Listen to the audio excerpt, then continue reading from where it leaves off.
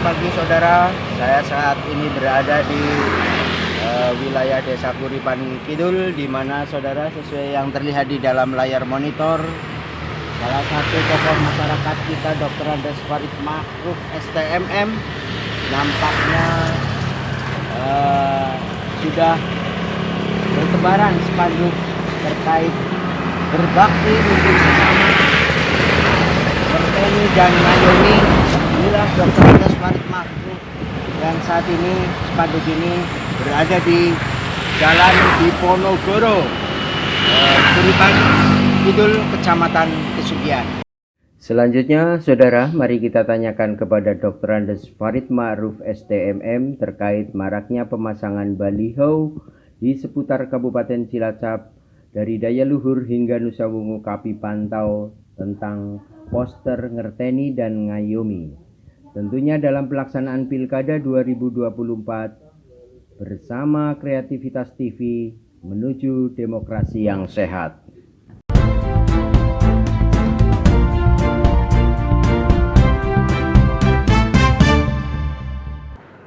Ya, selamat pagi Pak Farid. Selamat pagi, Assalamualaikum Mas Rudi. Waalaikumsalam warahmatullahi wabarakatuh. Alhamdulillah sehat selalu ini Pak Farid. Ya Pak Farid, sebaliknya Pak Farid sehat selalu ini Pak Farid. Alhamdulillah sehat. Amin. Tadi habis olahraga. Amin barokallah. Ya Pak Farid, ini kita nyambung kembali nih ya dalam obrolan teh hangat di pagi hari ini khususnya Jumat di suasana yang cukup cerah ini Pak Farid. Pak Farid, ini ada pertanyaan loh Pak Farid. Apa maning larut? Nah, pertanyaan saya ini kayak gini Pak Farid, ini ketika kita keliling di lapangan ya, banyak sekali poster-poster, kemudian baliho yang di sana ada gambarnya Bapak bertulisan ngayomi dan ngerteni. Nah, tentunya kata-kata seperti itu apa sih makna dan artinya ini Pak Farid? Jadi mestinya itu bertanya kepada yang buat kan gitu. Karena itu bukan saya yang buat. Iya. Saya juga dikirimi foto oleh teman-teman, saya juga kaget kan gitu.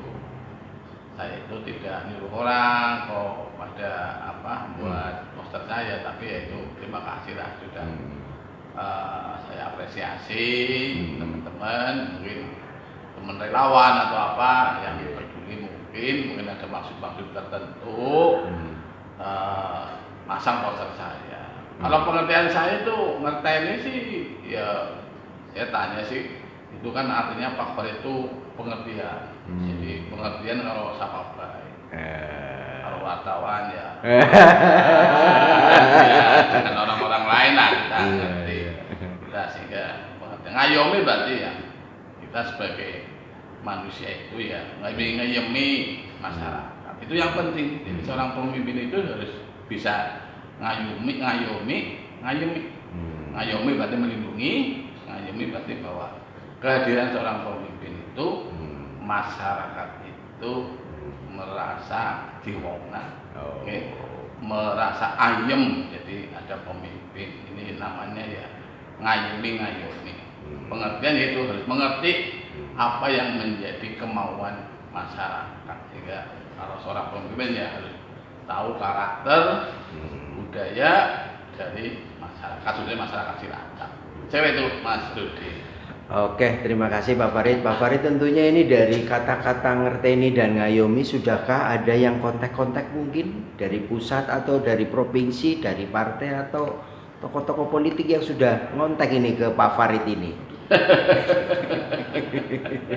Kalau kontak-kontak sih banyak lah ya, Mas, kan diskusi ya.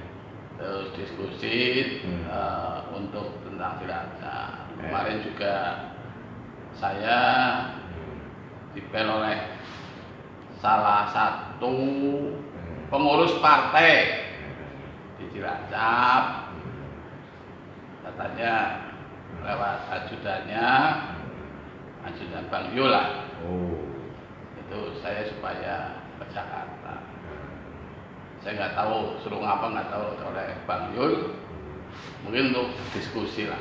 Jadi diskusi tentang pilkada di Cilacap. Mungkin dari Bang Yul kan, mungkin dari internal, dari pengurus partai sudah diskusi, mungkin dari eksternal partai, mungkin dan saya sebagai warga Muhammadiyah untuk diskusi, tapi kapan waktunya saya belum bisa menjawab karena saya masih ada kegiatan-kegiatan di Cilacap atau di luar Cilacap, sehingga saya masih nanti cari waktu yang bagus, mungkin awal Juli saya akan ke Jakarta diskusi. Wah, sangat luar biasa sekali ini ya Pak Farid, artinya Bang Yul saja sudah sampai intinya kontak-kontak pengen bertemu dengan Pak Farid atau mengundang Pak Farid ke Jakarta. Nah tentunya tanggapan Pak Farid ke depan jika nanti kelak kemudian hari Pak Farid itu justru mendapatkan amanah dari sana, itu seperti apa nih Pak Farid? Ya itu terlalu jauh lah ya. Iya. itu terlalu jauh. Iya. Kita diskusi tentang silaturahmi saja kan. Bukan masalah, menurut saya bukan masalah pencalonan kan. Kalau yang pencalonan itu mungkin banyak partai lah ya, banyak partai yang ingin berkomunikasi dengan kita kan gitu. Karena sekarang kan semuanya masih calon ya, sehingga semua partai ingin mencalonkan putra putri yang terbaik yang ada di Cilacap. Saya kira gitu Mas. Oke, terima kasih Pak Farid. Pak Farid selanjutnya nih ya, Pak Farid ini kan bagian orang yang bisa mengolah dalam seni manajemen untuk PSCS ya Pak ya. Pak Farid ini berapa tahun ini ya Pak mengelola PSCS dulu ya Pak ya? Puluhan tahun. Puluhan tahun ya Pak ya. Iya, puluhan tahun Mas. Dari mulai apa ya, tingkat provinsi ya sampai ke Liga 2. Kita ada Liga 3 dan sebagainya. Ini adalah banyak suka dukanya dengan PSCS. Tapi yang penting bahwa mengelola organisasi ya semacam sepak bola itu memang harus ada dukungan dari semua pihak kan gitu.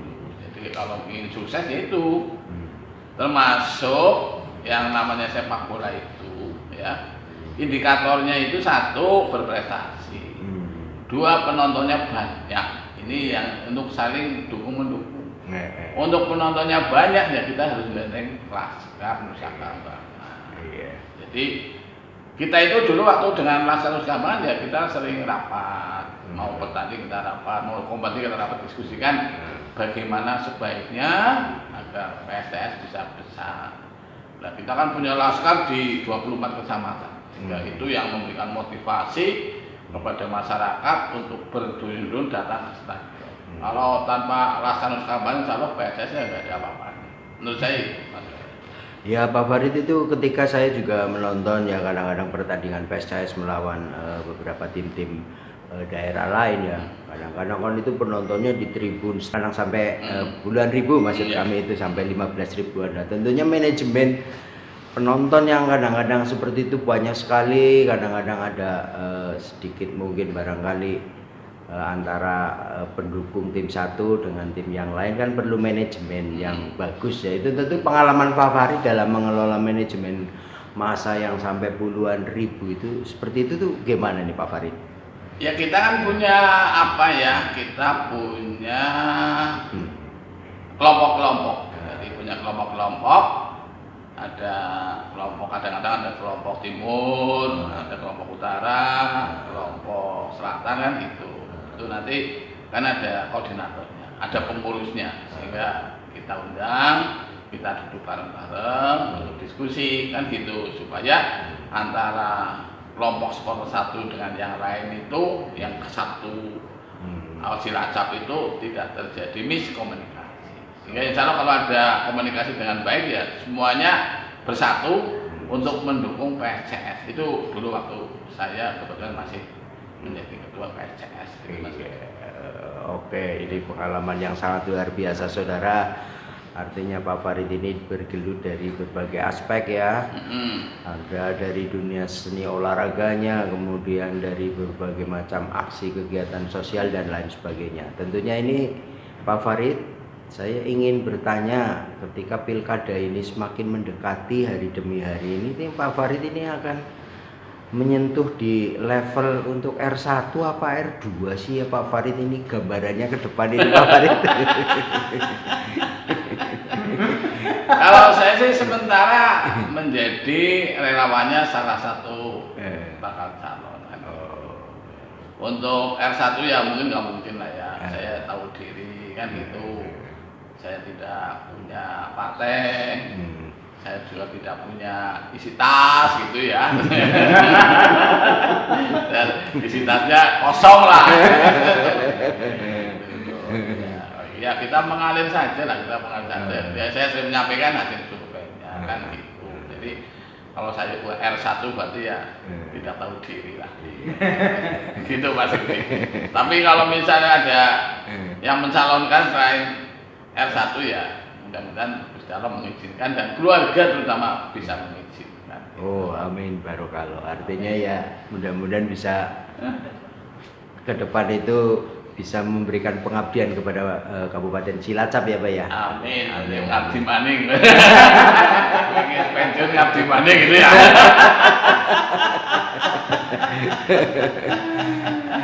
Tapi ini ngomong-ngomong Pak Farid ya, di dalam kaitan tadi yang kami sampaikan, Ngerteni dan Ngayomi, memang masyarakat di Kabupaten Cilacap itu banyak menciri khaskan profil Pak Farid ini adalah sebagai sesosok tokoh yang penuh riang gembira dengan senyum dan tawanya yang lebar. Ini memang menjadi ciri khas Pak Farid.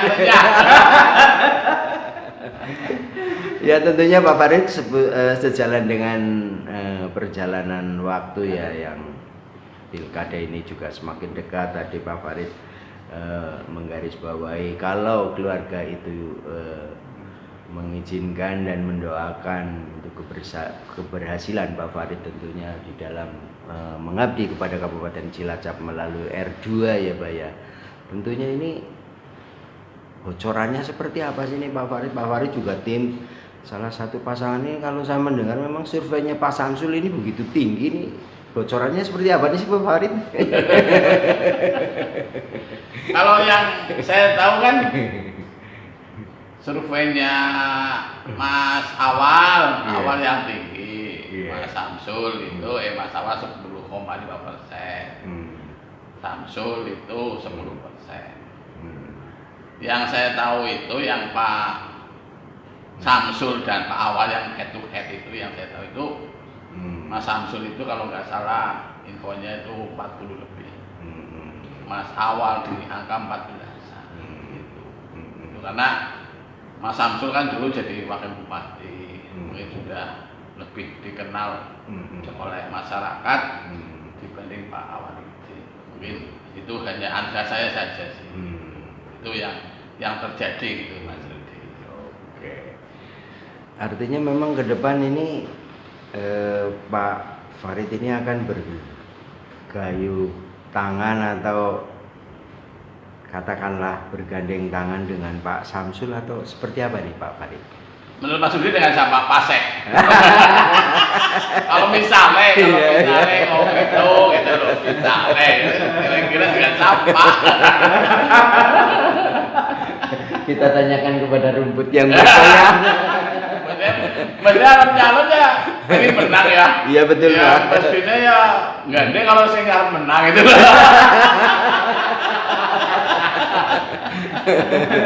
Masa gandeng sama yang kalah ya Pak? Iya. Kalau menang Rudi ya ikut Rudi.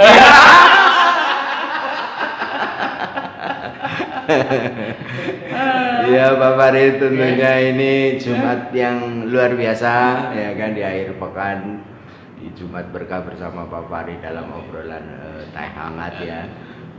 Semoga dengan kehangatan Pak Farid dengan masyarakat, dengan media, seperti slogannya Pak Farid yang saling ngerteni dan ngayomi. Nah ini menjadi sesuatu hal yang mungkin masyarakat akan lebih cinta lagi kepada Pak Farid. Amin. di dalam kerangka membangun Cilacap yang lebih baik. Amin. Demikian Pak Farid, obrolan sekilas teh hangat. Semoga sehat selalu. Assalamualaikum warahmatullahi wabarakatuh. Waalaikumsalam warahmatullahi wabarakatuh.